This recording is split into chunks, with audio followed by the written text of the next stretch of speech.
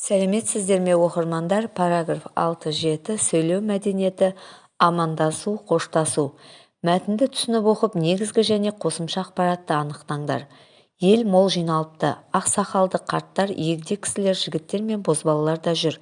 Әне келе жатыр деп күбірлесе бастады жиналғандар. Қасында пошта бастығы мен болыстық басқарманың бір топ жігіті бар, орта бойлы, сұр шекпеннің өңірі ашық күйде, жалаңбас бір кісі келеді екен. Бәріміз де бар ықыласымызбен тесіле қарап қалыппыз. Ол төбешікке шыққан соң төрдегі ақсақалдардың қолын жағалай алып шықты. Қалған топпен қолын кеудесіне қойып, басын иіп, ізетпен сәлемдесті. Армысыздар, ардақты қауым, деді ол аздаған қарлыққан дауыспен. Аман есенсіздер ме, қадірменді қариялар? Дендеріңіз сау ма? Туған туыстарыңыз, мал жандарыңыз аман ба? Рахмет қарағым, Садық. Өзің де аман есенсің бе? Денің сау ма, Садықжан? Балаларың өсіп жатыр ма, қарағым, деп шалдар шетінен саулық сұрасып жатыр. Рахмет, деді Садық, ақ тістерін көрсете жымиып. Әзірше аман есенбіз. Бауыржан Момышұлы. Мәтіндегі негізгі ақпараттар: ел мол жиналыпты. Ақсақалды қарттар, егде кісілер, жігіттер мен бозбалалар да жүр. Қасында пошта бастығы мен болыстық басқарманың бір топ жігіті бар. Ол төрдегі ақсақалдардың қолын жағалай алып шықты. Қосымша ақпараттар: әне келе жатыр деп күбірлесе бастады жиналғандар. Армысыздар, ардақты қауым, тағы басқа. Енді сұрақтарға жауап берейік. Садық төрдегі ақсақалдармен қалай амандасты? Қалған топпен қалай амандасты? Үлкендердің амандасуында қандай ерекшелік бар? Өздерің үлкендермен қалай амандасасыңдар? Жауап: Садық төрдегі ақсақалдармен қолын алып амандасты. Қалған топпен қолын кеудесіне қойып, ізет көрсетіп амандасты. Үлкендерге ерекше құрмет көрсетіп қолдарын алды. Үлкен кісілермен қолын алып амандасамыз. Енді әдеби тілдік норма. Үндестік заңы: түбір мен қосымшаның немесе сөз бен сөз арасындағы дыбыстардың бір-біріне әсер ықпал етуі. Үндестік заң екіге бөлінеді. Буын үндестігі сингармонизм, дыбыс үндестігі ассимиляция. Буын үндестігі сингармонизм заңдылықтары: сөздің алғашқы буыны жуан болса, келесі буындары да жуан, немесе соңғы буыны жуан болса, оған жалғанатын қосымша да жуан болады. Мысалы, балалар, қаладағыларымыз. Сөздің алғашқы буыны жіңішке болса, келесі буыны да жіңішке, немесе сөздің соңғы буыны жіңішке болса, оған жалғанатын қосымша да жіңішке болады. Мысалы, әншілердің, үйдегілеріміз. Ескерту: аралас буынды сөздер өзге тілден енген сөздер. Мысалы, кітап, қасиет, қазір, математика, тағы басқа. Буын үндестігіне бағынбайтын қосымшалар мыналар: көмектес септік жалғауы. Мысалы, баламен, қонақпен, оқулықпен. Нікі, дікі, тікі, тай, тал, еке. Мысалы, әсемдікі, әкетай, өсімтал, қалеке, тағы басқа. Бей, кер, гер, қор, пас, қой, кеш, хана, кес. Мысалы, бейшара, балгер, жемқор, әсемпаз, сәнқой, арбакеш, тағы басқа. Ов, ова, ев, ева, ин, ина. Мысалы, Әуезов, Жұмабаев, Бегалин, тағы басқа. Екінші тапсырма: деңгейлік тапсырма. Бірінші деңгей: оқылым мәтіндегі қою харіппен берілген сөздердегі буын үндестігін түсіндіріңдер. Буын үндестігіне бағынбай тұрған сөздер бар ма? Себебін анықтаңдар. Бірінші деңгей: басқарманың, төбешікке, ақсақалдардың. Мұндағы сөздерде дыбыс үндестігі сақталған. Сөздің алғашқы буыны жуан болса, оған жалғанатын қосымша да жуан болады. Сөздің алғашқы буыны жіңішке болса, оған жалғанатын қосымша да жіңішке болады. Екінші деңгей: мәтіндегі амандасуды, сыпайылықты білдіретін сөздер мен тіркестерді қатыстырып сұхбат құрыңдар. Сәлем досым, сен амандасу жоралғылары туралы не білесің? Сәлем сөздің анасы дегендей, ата-бабамыз амандасуға үлкен мән берген. Жастар үлкендердің қолын алып амандасқан. Қалың көпшілікпен бас изеп, қолын кеудесіне қойып, құрметпен сәлемдескен. Иә, сәлем түзелмей, әлем түзелмейді деген осы болса керек. Дұрыс айтасың, досым. Үшінші деңгей: мәтіндегі амандық сұрасудан нені байқауға болады деген тақырыпта шағын ой толғау жазыңдар. Буын үндестігіне бағынатын және бағынбайтын сөздерді бөліп көрсетіңдер. Қазақтың ең қасиетті дәстүрі сәлемдесу. Мәтінде Садыбектің елге қызмет етіп жүрсе де, кісімсінбей, үлкенге де, кішіге де құрметпен қарап, ерекше амандасқаны баяндалады. Бұдан біз адам қандай қызметкер, жоғары дәрежелі маман иесі болса да, ел алдында, халық алдында өзін төмен ұстауы керектігін аңғарамыз.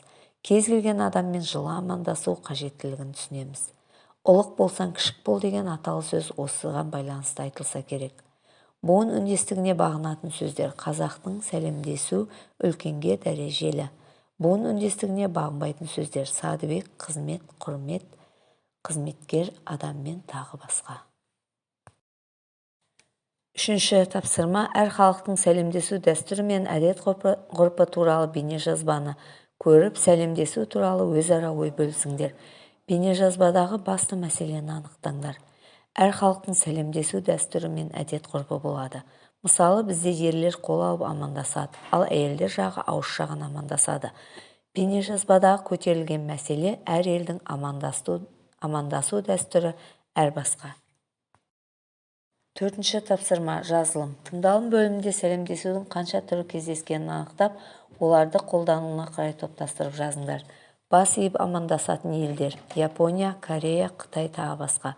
Қол алысып амандасатын елдер: Қазақстан халқы, Өзбекстан елі. Мұрын түйістіріп амандасатын ел: Жаңа Зеландия, Гренландия. Секіріп амандасатын елдер: Кениядағы Масаи тайпасы тағы басқа. Бесінші тапсырма. Ізденімдік тапсырма. Ғаламтор желісі мен қосымша әдебиеттерді негізге ала отырып, бірнеше елдегі амандасу мен қоштасуға байланысты сөз орамдарын жинақтаңдар. Шағын зерттеу жұмысын жазып, топ алдында қорғаңдар. Ағылшынша сәлемдесу hello, қоштасу буй. Орысша сәлемдесу привет, қоштасу до свидания, пока. Қырғызша сәлемдесу жашо, қоштасу қоштошу. Татарша сәлемдесу тору, қоштасу хуш. Қытайша сәлемдесу нихао, қоштасу зайджиан. Алтыншы тапсырма. Деңгейлік тапсырманы орындаңдар. Бірінші деңгей. Мәтіннің бірінші бөліміне ат қойып, қосымшалардың жуан немесе жіңішке жалғануын түсіндіріңдер. Бірінші деңгей. Мәтіннің бірінші бөліміне ат. Қоштасуға қатысты сөз орамдары. Сөздердің мұнда сөздің бастапқы буыны жіңішке болғандықтан, оған жалғанған қосымша да жіңішке болып тұр. Қоштасу. Мұнда бастапқы буын жуан болғандықтан, оған жалғанатын қосымша да жуан болып тұр. Екінші деңгей. Мәтіннің екінші бөліміне ат қойыңдар. Аралас буынды сөздерді тауып, қосымша жалғаңдар. Қосымша жалғану заңдылығын түсіндіріңдер. Екінші деңгей. Мәтіннің екінші бөліміне ат. Амандасу түрлері. Аралас буынды сөздер: қызметтестер.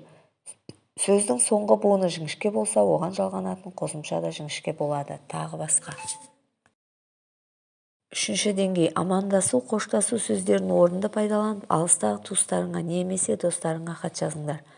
Ассалаумағалейкум ата. Амансыз ба әже? Қал жағдайларыңыз жақсы ма? Денсаулықтарыңыз қалай?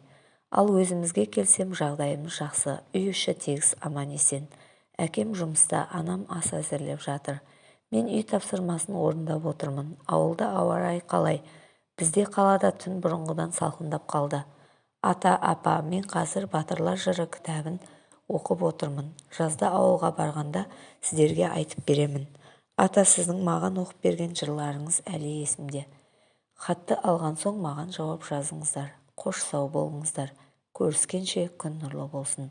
Құрметпен сүйікті немерелеріңіз, Рамазан. Жетінші тапсырма. Топқа бөлініп, суреттер бойынша жағдаят ойластырыңдар. Жағдаятты дұрыс ойластырған топқа алғыс айтуды ұмытпаңдар. Бірінші, ата-анаңмен, туыстарыңмен қалай қоштасасыңдар?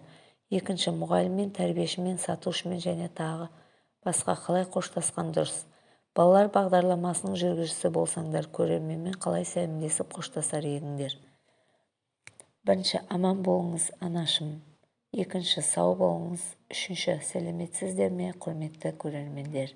Эфирде қайта көріскенше. Сегізінші тапсырма. Амандасу, қоштасу сөздерінің қолданысына мән беріп кестеге жазыңдар. Аман болыңыз. Кімге бағытталған? Ата-анаға.